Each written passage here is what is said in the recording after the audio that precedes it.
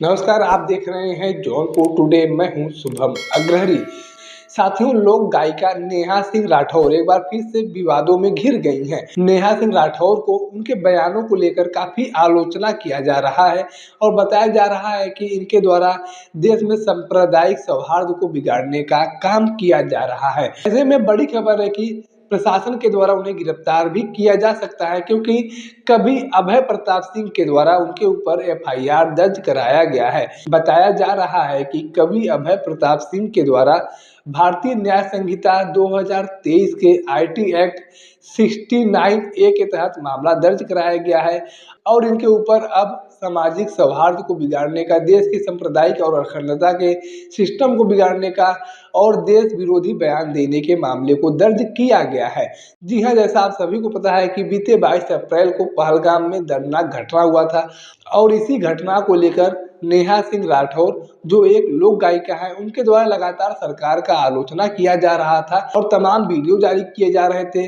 सरकार का आलोचना किया जा रहा था, सरकार को चिढ़ाने का काम किया जा रहा था और कहीं न कहीं यह बताने का भी प्रयास किया जा रहा था उनके तमाम पोस्ट के माध्यम से कि यह घटना भारतीय जनता पार्टी या फिर नरेंद्र मोदी सरकार के द्वारा कराया गया है, न कि पाकिस्तान के द्वारा किया गया है। ये तमाम चीज़ें उनके द्वारा लिखी जा रही थी, बताई जा रही थी और इनके सभी बयानों को, इनके सभी पोस्टों पर पाकिस्तानी मीडिया के द्वारा रिट्वीट किया जा रहा था और कहीं न कहीं यह बताने का प्रयास किया जा रहा था कि भारत सरकार का विरोध भारत के लोग ही कर रहे हैं और हम मान रहे हैं कि पाकिस्तान के द्वारा इस घटना को अंजाम नहीं दिया गया था, सरकार के ऊपर ही सवाल खड़े किए जा रहे हैं। इस तरीके से पाकिस्तानी मीडिया के द्वारा भारत सरकार के ऊपर आरोप लगाए जा रहे थे, नेहा सिंह राठौर का वीडियो दिखाकर, नेहा सिंह राठौर के पोस्ट को दिखाकर।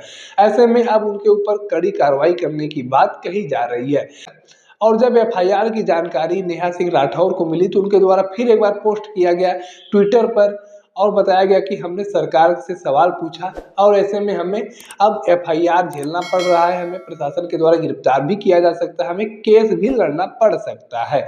उनके द्वारा कहा गया कि इतने बड़े उनके द्वारा पोस्ट में कहा गया कि इतने बड़े लोकतंत्र में एक महिला कैसे किसी सरकार से सवाल पूछ सकती है।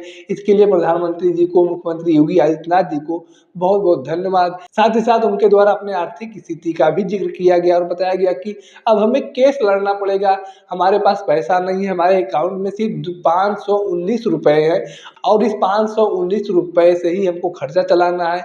अभी एक गाने का शूट करना है, उसमें मेहनताना देना होगा और 10-20 रुपये हमारे पास बचेगा। ऐसे में कोई वकील हमारे केस को फ्री में लड़ेगा तो बहुत मेहरबानी होगी, हमें कोई वकील मिल जाए जो हमारा फ्री ऑफ कॉस्ट केस लड़ ले। इस तरीके का बयान दिया गया और फिर एक बार कहीं न कहीं सरकार का आलोचना किया गया। लेकिन एक बात यहाँ पर समझने वाली है कि कोई सवाल पूछने से मना नहीं कर रहा है। देश में लोकतंत्र है, लोकतंत्र में लोग अपनी बातों को रख सकते हैं, चाहे सरकार से रखिए, चाहे विभाग से रखिए, चाहे जिससे भी रखिए, अपनी बातें रखने की, अभिव्यक्ति की आज़ादी हर किसी को मिली है। लेकिन नेहा सिंह राठौर के द्वारा सिर्फ सरकार से सवाल नहीं पूछे जा रहे थे, बल्कि सरकार की आलोचनाएं की जा रही थी, वो भी चिढ़ा-चिढ़ा कर। कभी गाने बनाकर आलोचनाएं की जाती हैं, कभी कुछ बनाकर की जाती है, कभी चौकीदार चोर के नाम से कहा जाता है। तमाम चीज़ें कहीं न कहीं सरकार को टारगेट करने का काम कर रहा था। इसकी वजह से अब उन्हें एफआईआर भी झेलना पड़ रहा है। अच्छा, एक बात ये भी है कि यह बात उनके द्वारा तब कहा जा रहा है जब सरकार खुद इस पर अलर्ट मोड पर है, तमाम कार्रवाई किया जा रहा है। सरकार ने खुद सर्वदलीय बैठक में सभी राजनीतिक दलों के सामने इस बात को भी स्वीकार किया कि कहीं न कहीं हमारी चूक हुई है। पहलगाम में जिस तरीके से घटना को अंजाम दिया गया, ये कहीं न कहीं सरकार के स्तर पर भी चूक हुई होगी। लेकिन ऐसा भी नहीं है कि सरकार के द्वारा कराया गया होगा, ये नहीं कहा जा सकता है। अगर इस तरीके का आरोप लगाया जा रहा है तो कहीं न कहीं ये देश की सुरक्षा के साथ खिलवाड़ है। जब सरकार खुद अपनी बातों को, अपनी गलतियों को मानने के लिए तैयार है और पूरा देश सरकार के समर्थन में खड़ा है कि सरकार जो भी एक्शन लेगा हम उसके समर्थन में है, किसी प्रकार का कोई नुक्ताचीनी नहीं किया जाएगा। लेकिन बार-बार एक ही चीज़ को दोहराना, बार-बार एक ही चीज़ को रिपीट करके बताना, चौकीदार चोर है, चौकीदार ये है, चौकीदार वो है, सरकार ये है, सरकार वो है, ये तमाम बातें रखना कहीं न कहीं यह प्रतीत करता है कि आपको इस घटना से ज़्यादा दिक्कत नरेंद्र मोदी से है, भारतीय जनता पार्टी की सरकार से है। यह प्रतीत करता है, यह बताता है कि आपको घटना से कोई मतलब नहीं है, आपको झूठी टीआरपी चाहिए, आप अपने आप को हाईलाइट करना चाहती हैं, जिसकी वजह से आप इस तरीके की बयान दे रही हैं और लगातार सरकार का आलोचना कर रही हैं। अब ऐसा तो नहीं हो सकता है कि हर कदम कदम पर सेना के लोगों को लगा दिया जाए, हर कदम कदम पर प्रशासन के लोगों को लगा दिया जाए। जहाँ पर पहले से कुछ अनुमान होते हैं वहाँ पर लगाए जाते हैं। जैसे हमारे जौनपुर की बात करें, कोई भी घटना कभी भी हो जाए, चाहे कर्फ्यू लग जाए, चाहे हिंदू मुस्लिम दंगा हो जाए, लेकिन आज तक हमारे जौनपुर में कोई हिंदू मुस्लिम दंगा नहीं हुआ है।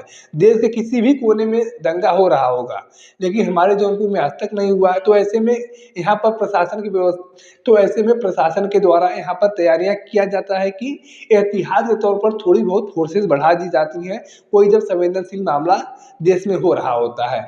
लेकिन बड़े लेवल पर कहिए तो जौनपुर में प्रशासन के द्वारा कोई बड़ी प्रशासनिक व्यवस्थाएं नहीं की जाती हैं, जैसा कि आपको अयोध्या में देखने को मिल सकता है, बनारस में देखने को मिल सकता है, संभल में, सहारनपुर में, मुजफ्फरनगर में। ये तमाम चीज़ें हैं जहाँ पर जो संवेदनशील इलाके हैं, यहाँ पर प्रशासन की व्यवस्था बहुत टाइट होती है, लेकिन हमारे जौनपुर में इतनी व्यवस्थाएं टाइट नहीं होती है, क्योंकि यहाँ पर इस तरीके का कोई पहले से घटना हुआ ही नहीं है, सिर्फ एहतियात के तौर पर लगाया जाता है।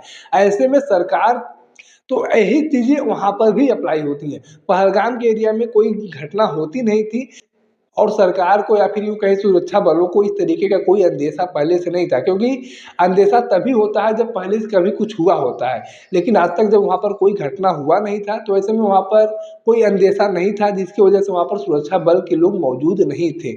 ये अलग बात है कि वहाँ पर सुरक्षा बलों को मौजूदगी होनी चाहिए, क्योंकि काफ़ी अधिक संख्या में पर्यटक वहाँ पर घूमने के लिए जाते थे और इसी चूक को सरकार के द्वारा माना गया है, स्वीकार किया गया है कि कहीं न कहीं सुरक्षा में चूक हुई है। लेकिन यूँ कहा जाए कि बार-बार एक ही चीज़ को रिपीट किया जाएगा, भूसा की तरह भरा जाएगा, तो ये सही नहीं है। सरकार के द्वारा भी कोशिश किया जा रहा है कि जल्द से जल्द पाकिस्तान को सबक सिखाने का काम किया जाए। बाकी इस पूरे घटनाक्रम को लेकर आपकी अपनी क्या जानकारी है, आपकी अपनी क्या राय है, आप कमेंट बॉक्स में लिख सकते हैं। अगर आप वीडियो को फेसबुक पर देख रहे हैं तो पेज को फॉलो करें, यूट्यूब पर देख रहे हैं तो चैनल को सब्सक्राइब करना ना भूलें। साथ ही साथ आप हमारे पेज को, हमारे चैनल को इंस्टाग्राम और ट्विटर पर भी फॉलो कर सकते हैं। धन्यवाद।